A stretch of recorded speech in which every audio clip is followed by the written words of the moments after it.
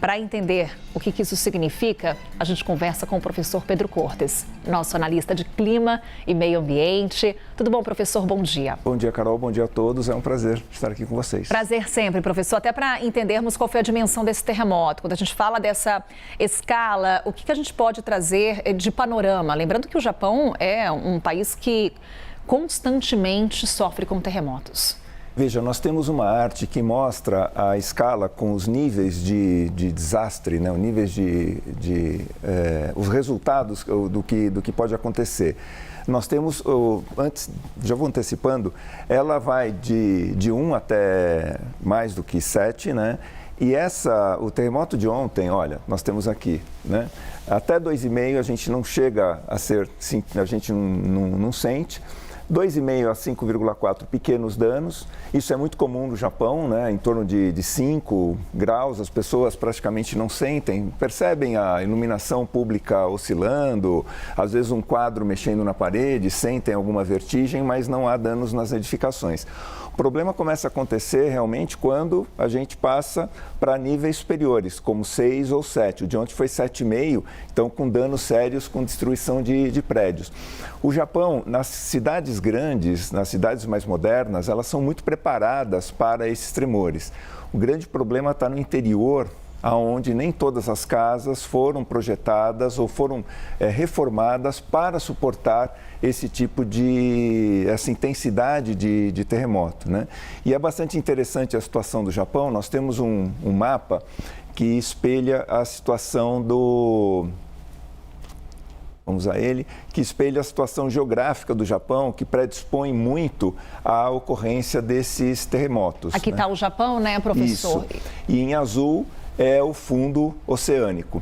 Reparem que aqui, olha, esse fundo, né, ele está um pouco mais baixo do que o restante. Isso daqui é uma placa do Pacífico, que ela entra por debaixo da placa euroasiana, que é uma placa tectônica. Essas placas, elas colidem, e quando a tensão entre as rochas fica muito intensa, ocorre a ruptura e a onda de choque do terremoto.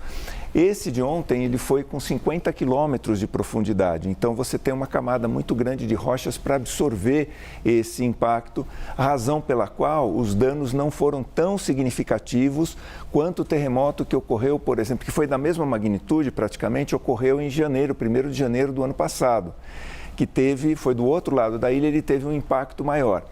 E a ocorrência de tsunami, ela não é necessariamente associada sempre a terremotos, não é todo terremoto que gera tsunami. Veja, aqui eu estava falando do movimento horizontal, as placas caminham uma contra a outra horizontalmente. Eventualmente, a gente pode ter um movimento vertical associado, ou seja, além dela caminhar horizontalmente, ela pode oscilar verticalmente.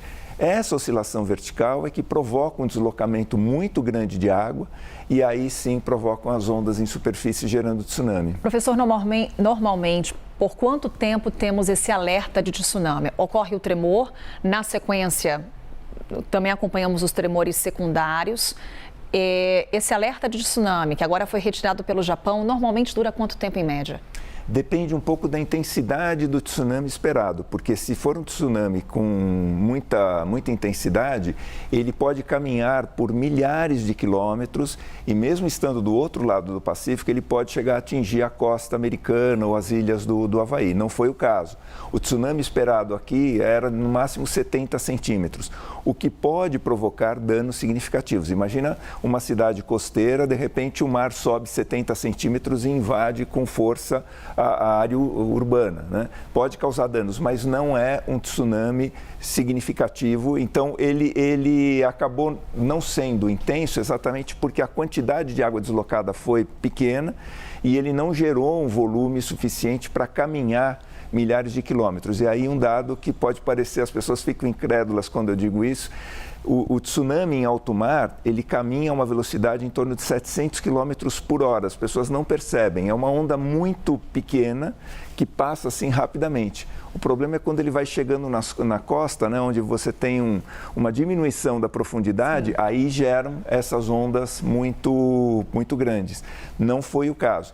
E, só para encerrar, nós temos uma possibilidade de ocorrência de réplicas, né, de novos terremotos ao longo dos próximos dias ou próximas semanas, mas sempre com intensidade menor. Então, é possível que novos tremores ocorram, não com escala 7,5, mas, por exemplo, com 5 ou 4,5, que são menos prejudiciais, como a gente viu pela escala. Professor Pedro Cortes explicando tudo aqui pra gente no CNN Novo Dia. Professor, muito obrigada. Um ótimo dia para você. É sempre um prazer.